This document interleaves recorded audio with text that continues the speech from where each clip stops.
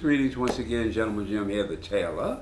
Hey guys, Victoria Baylor, Dressmaker. It's nice to see y'all. It is.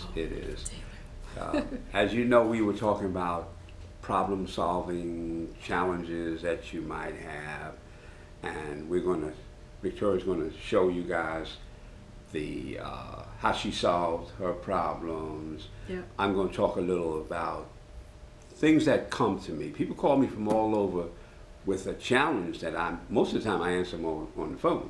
Mm-hmm. So I'm going to get into that, and then I'm going to put a question to you guys. If you guys have a challenge, send it to me. That's right. And let me see if I can answer it. Reason. Victoria asked me, she said, what challenges do my students have?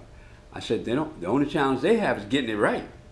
Because when they come to me, those that can't sew, I teach them the way I want them to sew. Those that have sewn a little, I tell them, throw that out the window, because I don't want to hear how you used to do something. I'm going to teach you the method that makes it better. So if you have challenges out there, you'd be surprised at sometimes how simple that they are. That's can right. be solved. And I solve them over the phone. I had a guy call me from England, London, England, the UK, with a challenge. And I told him what he was doing wrong based on what he told me he did. And then he sent me a nice email back. Let me solve this problem. So.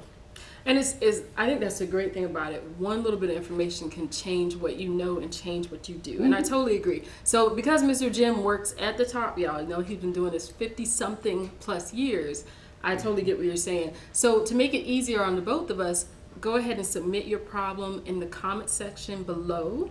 We'll take a look at them, and then we'll kind of form the next few shows based on the feedback that you give us. So that'd be easy. So right now, I'm going to show you the solutions to last week's problems. Remember, there was the zipper bubbling issue, and then there was the issue of, refresh my memory. It was the bubbling issue. It's a bubbling issue and something. The hem. Yeah. If you cut your hem into your hem on accident. So we'll go look at those now. Okay. Okay, so now we're at a really, really cool surprise segment of the show. This is where you get to see the master himself work.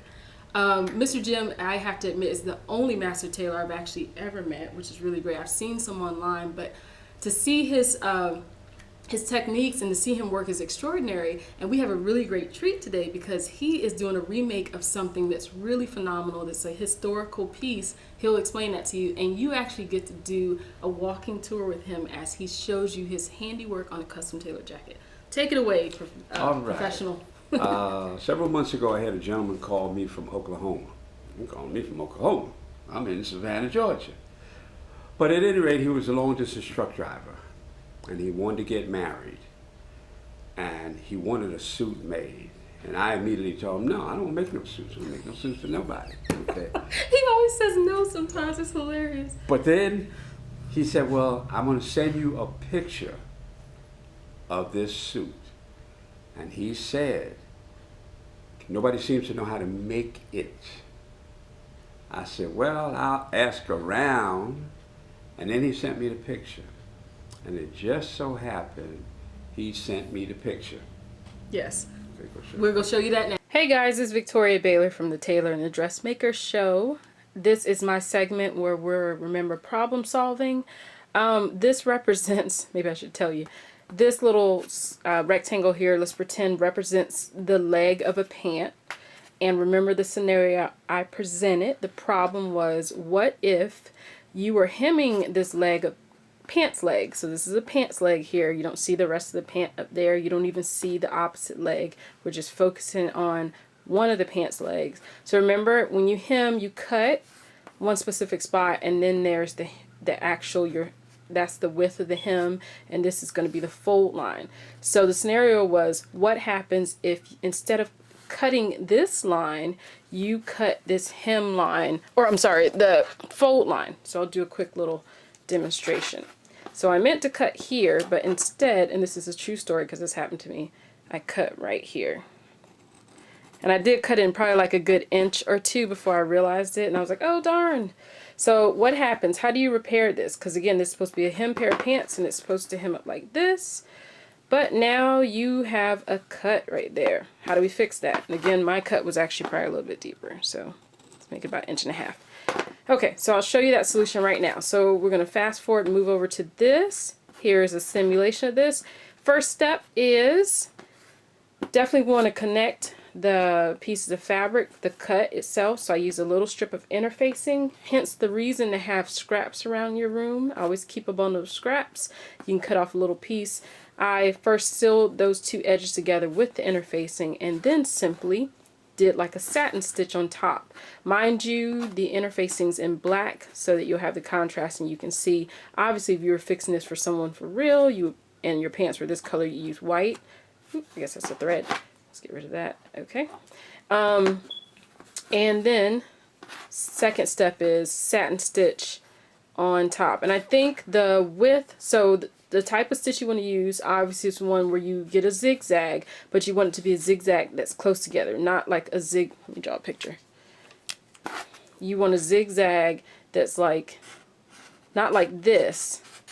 You want to do a zigzag with a short length. So it's zigs and then it comes right back, zig, zig. And that's what creates a tight bundle of stitches, oftentimes called like a satin stitch. So once that's fixed, the last thing you do is going to seem so like just kind of common sense, and most of you already know. I can't fold here anymore because that's there. But you know what I will do? I'm going to fold it where it's just slightly misses that. The hem's going to be just a little bit shorter and fold up, and you won't even know that the hem was off. And you know, I'm saying it because look, it's about 1/8 of an inch difference in width from the original. Can you really tell? Is someone's leg that exact? So that's how you fix if you cut the actual hemmed edge. This is exactly how you fix your cut. Remember, you've meld your fabric back together using interfacing, and then you want to zigzag stitch it on top of that, and then just fold your hem up a little bit higher. Easy peasy, right? That's how you fix a cut, and that will work on anything primarily, as long as, you know, within reason. If you cut a dress or you do something else, or, you know, accidents happen. Okay, and then the second thing was, and I had to do a little simulation. Again, I'm so sorry. Everything seems like it's a little bit later than scheduled. Mother's Day hit me, and then I was just all off schedule. But so the other scenario was, what if you have a zipper and you're putting it in? So pretend this is our top. You can see there's armhole here, and this is a side zipper. This could go for a skirt, pants, anything. You put it in, and then you get this little bubble. See that little gap right there? So for the sake of the demonstration, let's say that you checked your zipper. Usually when you get a bubble like this, it's because your zippers are off. But say that they are perfectly paired up at the top evenly, and you're kind of confused, like, why am I getting this bubble? Because they're completely installed perfectly, and I still can't get it a smoothness down here down to the zipper. Well, a lot of times that's due to the fabric. Sometimes if the fabric's not cut correctly on both sides, mirror image, some fabrics stretch out, some might be a little bulkier. Either way, this is nothing to fear, because what's super simple and what you can do is you can get rid of this instead of messing with anything back up here. And again, this happens very commonly in alterations. I've had this happen before when I've altered people's things. The fabric, I did a wedding dress and I had to replace this. I had to shape the back panel, and it was several different layers of fabric, and I guess they had just stretched out because it ended with this bubble. And it was perfectly installed. I went back, I checked everything. The zipper lengths were even at the top, but there was still just this.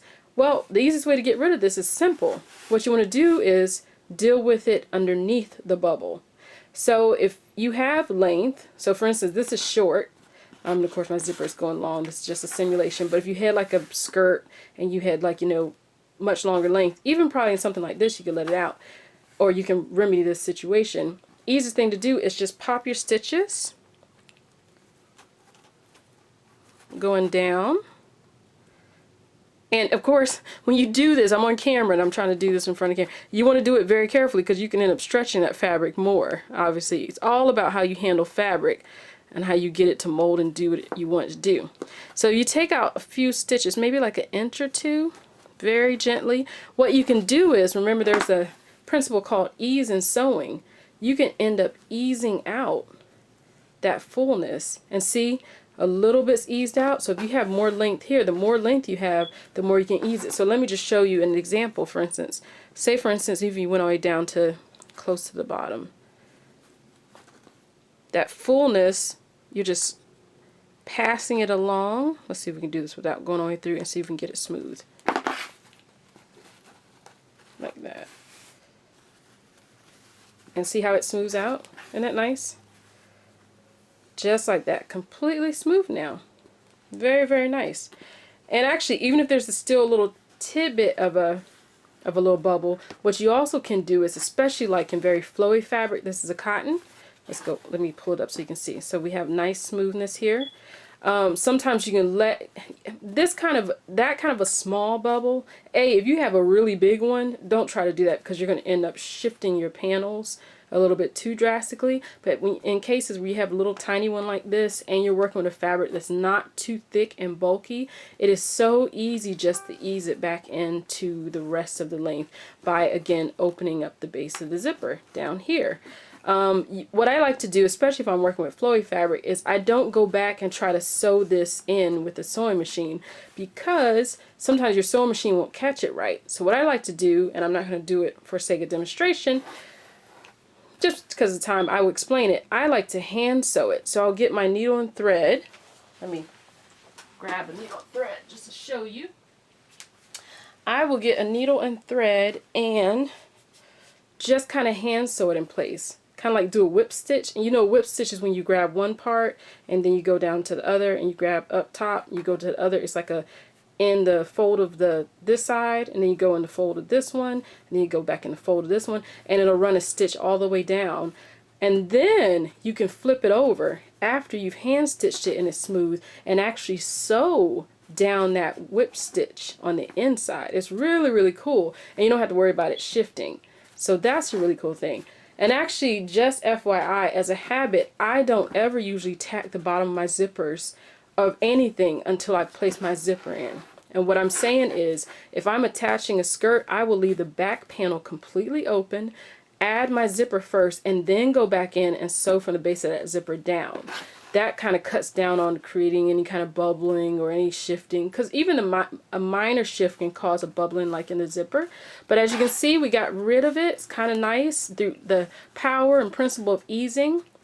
You can kind of just smooth that all the way out, hand sew, whip stitch it. Now, not whip stitch on the outside. I'm sorry. Did I say? Let me see. I want to make sure I don't confuse you.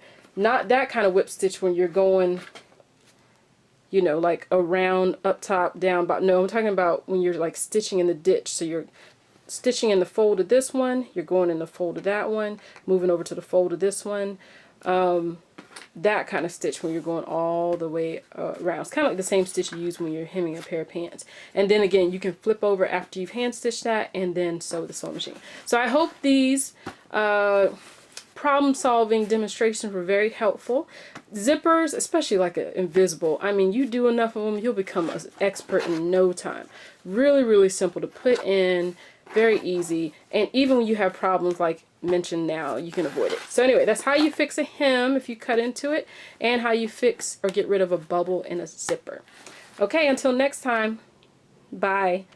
And of course, wait, before I go, if you have any more problems, please list them in the comment section in the YouTube videos so we can try to tackle them next show. All right. He sent me a picture of a picture that I have had for 40 years. And it's a picture of Clark Gable from a scene in Gone with the Wind. When the minute he sent me this picture, I told him, I'll make that suit for him. Now, the coat that Clark is wearing in this picture is what we call, it had several names. They called it a stroller or cutaway. Now, it's hard to see on this picture, but what it is the coat cuts away here, and it has a shawl collar. Now, most of the time when they made this garment, they put a peak lapel on it, not a shawl. So the minute I saw that, I said, sure. I said, come on in. Because he lives here. He's just a long-distance truck driver. Now, I've posted a couple of shots of it. I posted a couple of shots of when I started it, and now I'm just about finished. Now I just work on it in my spare time because he's not getting married until July. But this is a garment. This is how a tailored garment is constructed. In the jacket, we put canvas. And to get the lapel to roll right, we pad the edges. Now this is, like I'm saying, this is a shawl collar. Most of the time it's a peak collar. And this is what's called a cutaway. It's cutaway in the front, and it's like tails, and it drapes around to the back. See? It's like tails, except with tails, sometimes this piece is split, sometimes it's not. But in tails, it will be a little longer, and the cutaway front on tails does not really close. It just sits like that. Whereas this will close and it will button down. And then the collar will roll like that. And all I have to really do now is just put the facing inside. And this is called a cutaway or stroller. Now, normally when they did Clark Gable, they have black pants. I've already made the gentleman the pants. They wear black pants in those days, but we got to remember, Gone with the Wind was done around the Civil War times.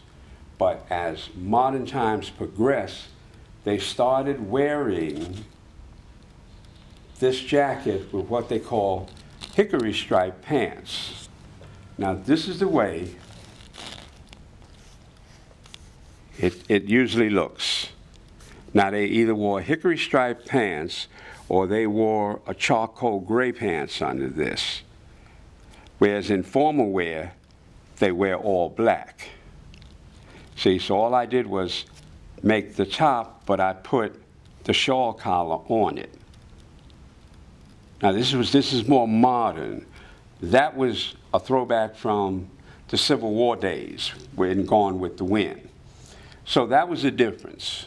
But in doing that, the gentleman is very pleased.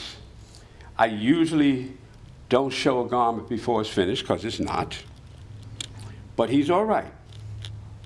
You know, he's all right. I'm going to make him a vest to go with it, like what Clark has on, but a very unique vest because this is his wedding. See? But these are some of the things. As you see, it's finished with the canvas, and it has the tail on the bottom there. Now, he told me he couldn't find anybody that could make it. Well, I hadn't made one in a long time, but I've made them before. And only because he sent me that picture, I agreed to do the suit, because that picture has been with me for 40 years. And it's kind of part of my symbolization of what a true gentleman is. And that was Clark Gable. Mr. Jim, not to be evasive, but I know our watchers are just curious to know what it looks like on the inside of that jacket. Can you show us? What it looks like? Mm-hmm. Well, basically, as you'll see, that's a full canvas. It has the sleeve head in it. And the last thing I'm going to do is put a shoulder pad up on the top. But the sleeve head is what rounds out the sleeve. Makes the sleeve round out like that. It's the head that's in it. Then when you put the pad in it, and it sits out and it squares it off right there. But this is sleeve head that's making that do that. These stitches that you see here are basically put there to hold the canvas from shifting. They will come out. See, so that's not a part of the permanent structure.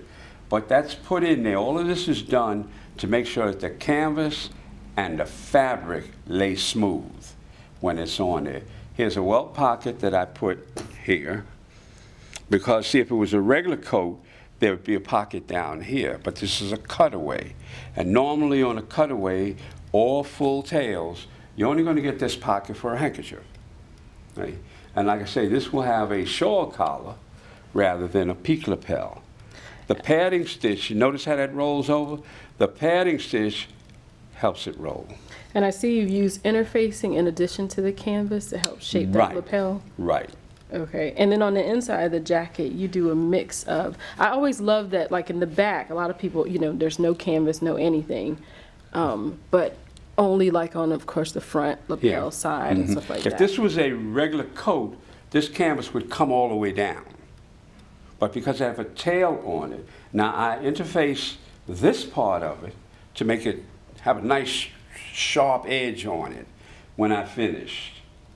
So one question I think some watchers might have is, how come you don't interface the back panels at all? Well, normally, and I will say normally, if you're talking about this area here, okay, if you're talking about that area there, normally in better fabrics, the back is just going to hang. It's the front area that you want it to conform to the body. The back is just going to hang straight. So you don't need to. Now, if I were to use a very, very thin fabric, of which I'll never use for a suit, sometimes I will put, like on real fine silks and whatnot. On ladies' garments, I might back that with an interfacing because the fabric is flimsy. But on good wools, they have a solid structure on them, so they hang, and you don't have to worry about, you know, those things. So, like I say, a lot of times you don't need anything back here. But see, when this sits here, you want this front to have a nice, good, solid foundation of where it won't roll around. Women, and on men's garments, we will use this. Women's garments conform to their bodies, but men are more straight. So you need it to hold its line, whereas here, you're not really worried about it. And that's the thing that's always interesting. People don't realize that you actually add more structure into men's garments because of that versus like women's. You're right, because of their molded shape. Because with a woman's, on a good tailor jacket, it'll have darts. The darts will shape up and it will formulate into her body. Now, we put darts in men's jackets also. There's a dart there. But it's the difference of the way a woman is built and the way a man is built. So for a custom woman's tailored jacket, like not the kind you get out the store or a sewer can make themselves, will they likely have that canvas in it or not usually? Not unless you get into a real high-end garment. Gotcha. Now, there are very few manufacturers that will put a canvas in there. Very, very, very, very few. Most of the time, they'll just put a little fusible interfacing in there. But if I was to make a lady, especially a businesswoman or a real straight up business suit, and she paid the price, I would put one in there. That was my other question. What do you estimate for your talent and the amount of time it takes? Well, first of all, how much time does it take for the normal suit that you produce? I know I'm asking these for the viewers. Okay. And then how much, what's the price range? Well, and why? First of all, the price range would vary on the fabric. Now, if I was doing this whole suit complete, pants and jacket, it's a 3-day operation at the most. That's if nobody interrupted me. That's just Mr. Jim being fast. You know, if I didn't get any interruptions, right, I could complete this in really about 2 days. Okay. Now the price range, when you get into hand making them, I don't charge as much as some tailors do. But any suit that I do like this starts at $1,000 and goes up. Okay. You got guys that start at $2,000. You got guys that start at $2,500. Well, that's their business.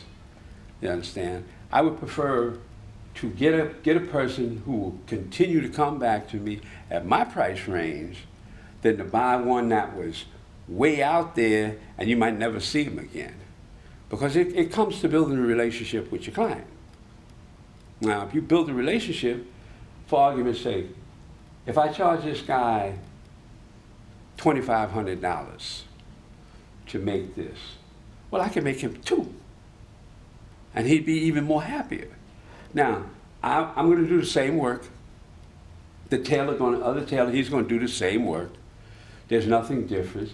It's how fast you sew and how accurate you are. I tell people all the time, like I tell my students, they lose the time in having to take it out and restitch it because they didn't stitch it straight. That's why I stress so much why straight stitching is so important. They spend all the time taking it out and getting it straight. Get it straight the first time. Right? So I minimize the amount of time because I very seldom take anything out.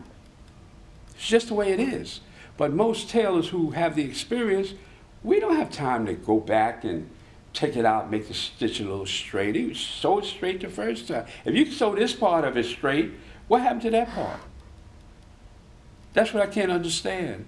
But they lose the time taking it out and sewing it straight.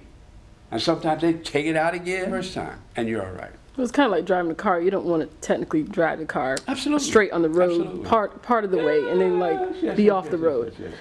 Okay, Mr. Jim, I think thank you so much for the tour. I know it's such a treat. You know, I had several people. I posted pieces of it in pieces of it. And I only do that to show them where you start, where you go. Now, I could have completed this a long time ago, but the wedding is 2 months away. So I didn't just rush in it because I got other things that I'm doing. But these are some of the steps. The sleeves are all finished. You know, they're all finished. They're completely lined, okay? The lining is put in by hand, not machine. When I close the shoulder out, when I put the pad in, that will be done by hand, not a machine. But the lining is already made up, and in the lining,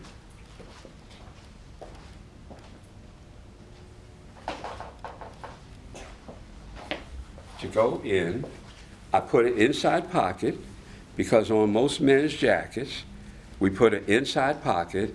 This is called a beson pocket, B-E-S-O-N. But in today's world, they want to call it a welt. It is not a welt, it's a beson. This is a welt pocket. Yeah, they always want to call that like a double welt, and then they always say that's a single. The actual name for this is called a double pike beson pocket. Now that's the name that they gave it years ago, but now they want to call it a welt. It's not a welt. This is a welt. And there's a big difference the way this is made and the way this is made. It's a big difference to the way they're made. But this is a double pipe pocket. This is a welt pocket. Now this pocket here on a jacket could also be put where the lower pocket is, and this pocket here is usually put here. But there are places that make the handkerchief pocket, and they make it like that too. This is the most common pocket, period. It's done on men's garments, it's done on ladies' garments. It's also the same pocket that goes in the back of pants, but yet you can put this in the back of pants also. So that's kind of the difference in a lot of things that we do. I'm going to do, in the near future, the whole jacket from start to finish, because I already had people asking me about that. Now I've been working at doing that for a long time. I just didn't get around to it. But this here, after September, I'm not doing any more in-house classes. I'm only doing private students that come in. That's the only thing. I'm not teaching anybody from scratch anymore. It's only private students because I'm working on a new line of clothes called Classic is Forever Classic, Vintage New. These are all the vintage styles that I have done through the years. I had this line out 10 years ago. I was a little before my time. But I'm getting ready to show the universe what old looks made in new clothes are like. And I'm doing them at what the modern woman size is. And this is where a lot of people run into problems when they use vintage patterns. They don't fit today's woman. Well, this clothing line will fit today's woman. That line will be out in the late fall, early winter. And they will be my signature piece, meaning there'll only be one of each. signed by Gentleman Jim. One garment, so you ladies won't see it repeated. Now, the style might be, but it'll be a different fabric. Everything will be different on each one. So stay tuned. I'll give you guys updates on that as I go along. You'll see pieces that I'm working on that will be in the collection when it comes out, and they'll be online for the fall. Gentleman Jim. Okay, I guess we can just sign out here. This is Victoria Baylor. Hey, behind the camera. See you guys next week. Guys. Remember to leave your Leave your questions. All right. Bye. Bye Take now. care.